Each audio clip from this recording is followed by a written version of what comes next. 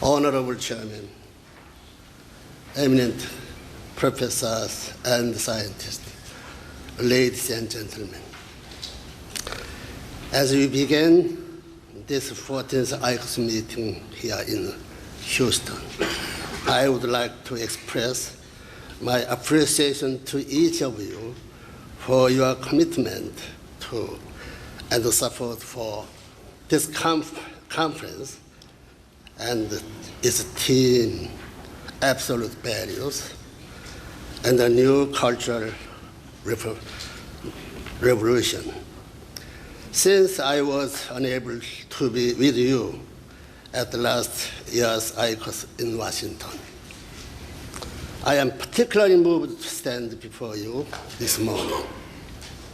As you know, I was recently released from prison in August 20, 1985. Having spent 13 months in confinement in the United States, I thank you again for being concerned with my situation caused by unfair treatment, for visiting me in prison, for writing letters to comfort me, and for your tremendous effort in making plea to the authorities on my behalf. Those who were so eager to fabricate crime and have me imprisoned invested a great deal of money and effort in the attempt to look the work which God has called me to perform. However, despite opposition, the unification movement prospers worldwide, contrary to the expectation that my imprisonment would bring the break of the work of our church. We have received unprecedented expressions of understanding and support from all kinds of people, including Christian clergy. Through such an experience, I have learned once again, as I always maintained, that victory comes through persecution countered with God-centered righteousness. My experience in prison has made clear to me the critically dangerous state of the world. It let me feel the urgent necessity of the worldwide great awakening and of new breakthrough. As a result, I have come out of prison with a renewed sense of urgency and the determination to commit myself and the unification movement to the cause of world peace and global prosperity at any cost. Today's world shows us various miserable situations in spite of wonderful scientific development, efficient technology, and economic abundance in many places. There is constant strain and war among nations, and most of the world such problems as poverty, illiteracy, disease, violence, and crime, drug addiction, and mental disorders, social discrimination, and inequity break families, and teenager immorality make a future of this planet appear gloomy.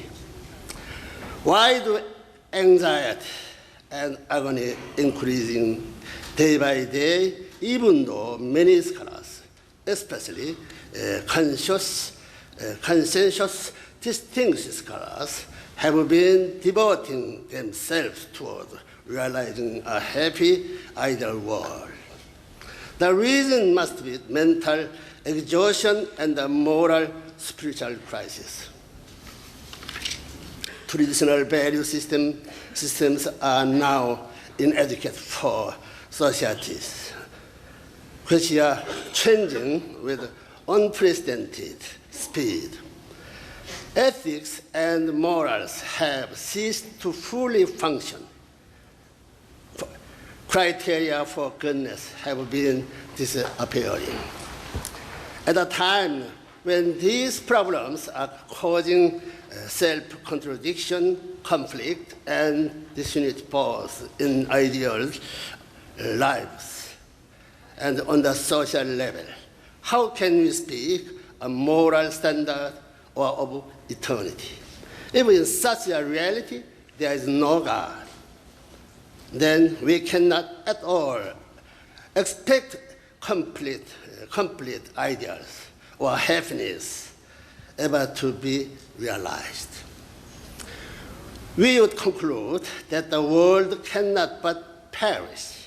But if there is God, the absolute, then we can conclude that God will conduct providence for changing this negative state of reality to the absolutely positive one by jumping toward one standard. That is the standard of absolute value. God is our parent with only true love for all mankind. The purpose of any negative effects of God's providence in the past was never to destroy humankind. Such effects were only part of a process for the dramatic life ahead. The undesirable effects were to be followed by new and hopeful things to come. Throughout history, there have been numerous moments of leaping forward. There have been many instances of people conducting God that transcendent through a moment of complete negation of the present reality, and then leaping toward a better future. Ordinary moments are not likely to be ground for leaping. Pioneers, through positively digesting the paradoxical moments, have been able to live and create wonderful things. Loving your enemy as practiced by Jesus on the cross may not be easily understood, but Jesus showed us God's providence for urgently changing a moment of being completely denied by the world in one of a leap of complete positivity. As a result of that leap, a new page of the resurrection providence was opened. I think the Unification Church holds a world record in the history of persecution. However, such persecution has not always been bad. For the Unification Church, if the Unification Church is not overwhelmed by suffering, but overcomes it and lives God's will through leaping with a momentum, the suffering itself will become a preparation for our eternal life, centered on the absolute. With such a view, we should recognize that the reality of today's world is not cause for despair, but provides momentum for God to permit us a leap toward a new world. The initial motive for humans to develop science was the desire to realize world peace and prosperity. However, the method employed in the specialized field of science has not resulted in meeting that original expectation.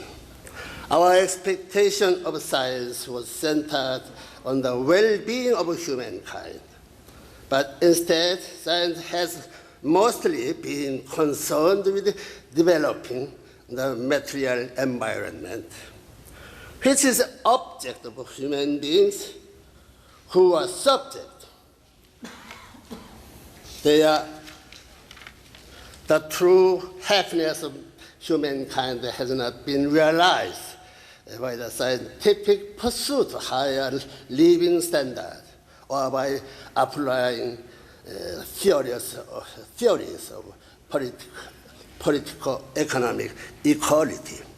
We conclude, therefore, that scientists should be awakened to assume a new mission.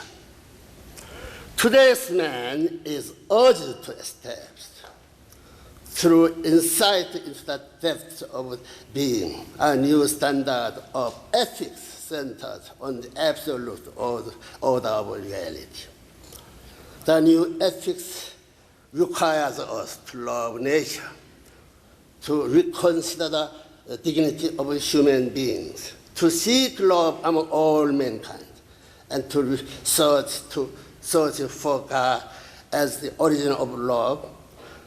Scholars are to assume a mission for accomplishing the cultural, spiritual revolution for the realization of such ideas as human perfection and world peace. Along with the external technological revolution, long before the first IQOS, I became certain that scientists should play a decisive role in building a new, good, hopeful future society.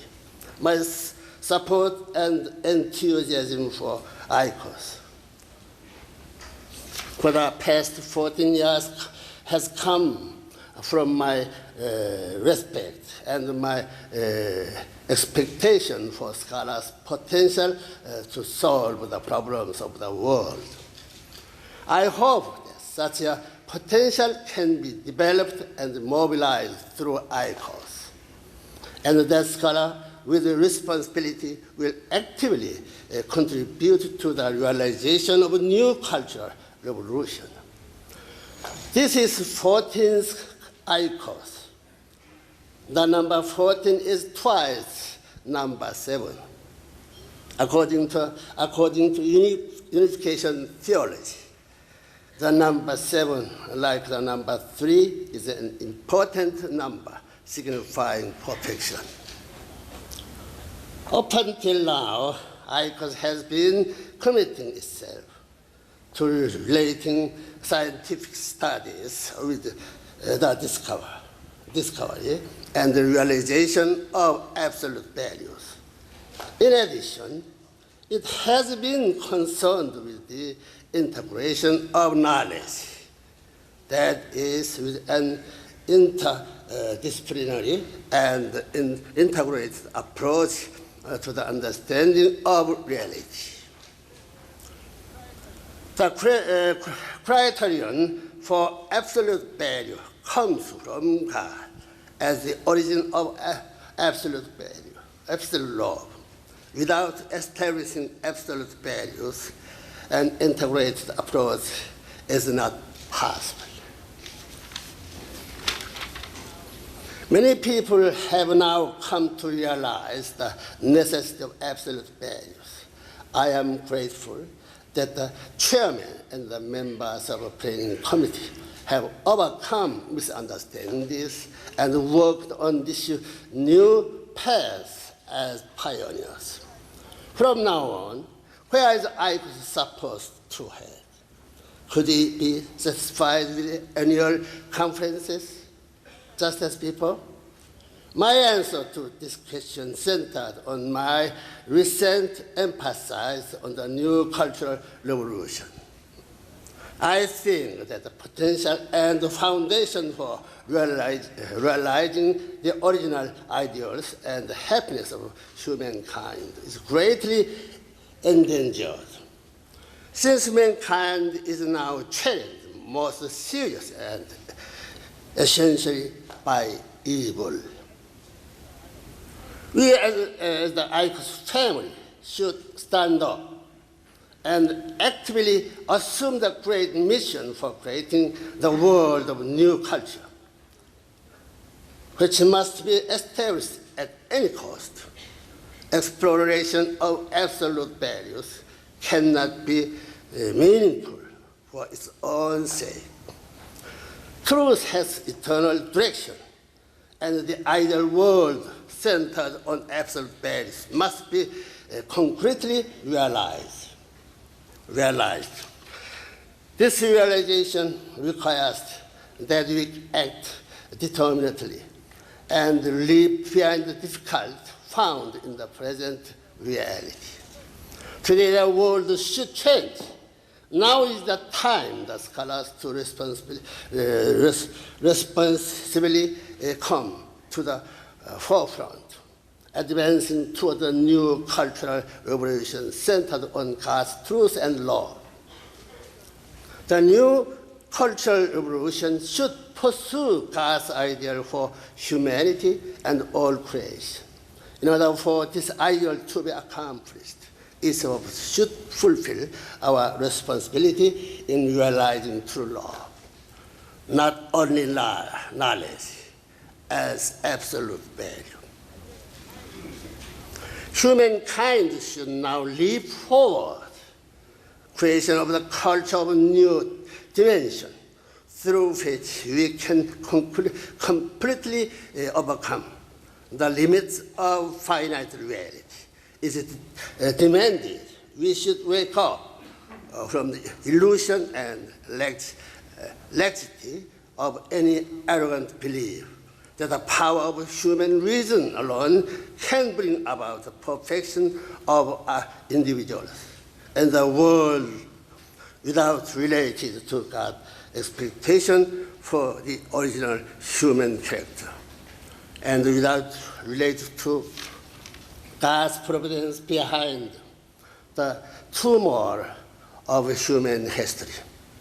Humbly recognizing the limits of human beings, we should fulfill the ideal of union with God through leaping forward, not missing the historical momentum introduced by God's providence. Since God's ideal for the creation was fallen, meant for mankind to be human beings, it is a natural conclusion that the ideal should be fulfilled through human response to God's comprehensive concern. Respected scholars, I have come committing my whole life to fulfill God's will. That is, to fulfill human responsibility. I never try to avoid even the most ragged path of the pioneer. For instance, I determined to offer an alternative to the exciting attitudes of news media. I have closely watched the process of new media's offering information, right and wrong, to the public. I know through my experience, as many of you do, that the power of the news media, if misused, can destroy reality and undermine the foundation of goodness. Therefore, for years, we have been sponsoring a course, the Washington Times. Recently, I inspired a weekly news magazine called Insight. Further, in this coming month, we are going to release the monthly magazine called You and I. These products aim to offer alternative media for education and mass communication that will contribute to such values of truth and the common good. I ask you to, pioneers, in a new cultural revolution through participating in the continuous pursuit of truth by actively contributing articles to You and I magazine.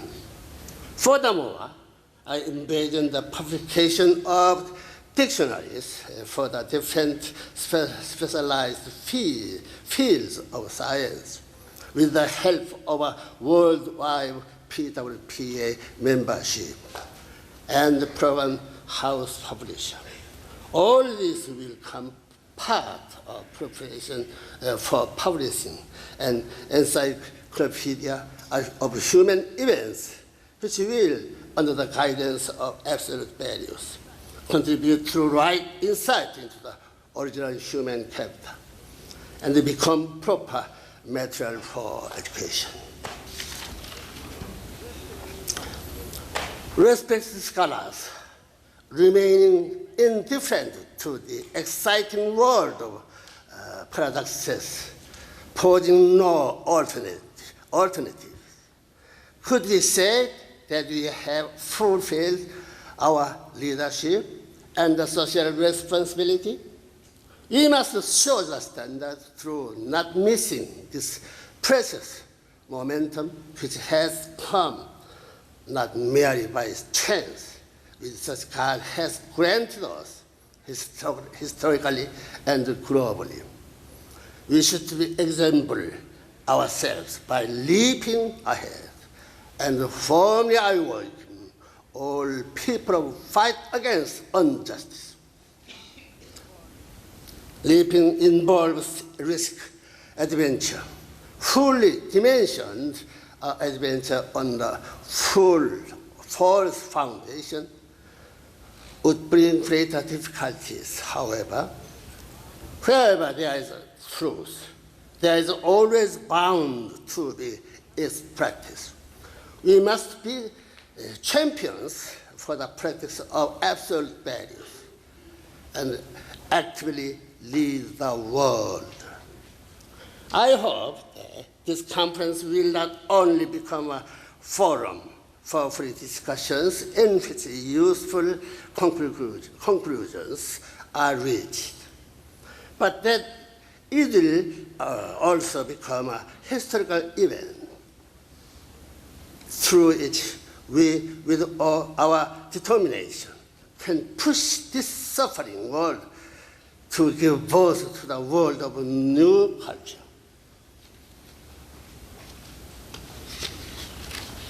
I deeply thank the members of the Preparation Committee for their very hard work for this conference. May God bless all of you and your family. Thank you very much.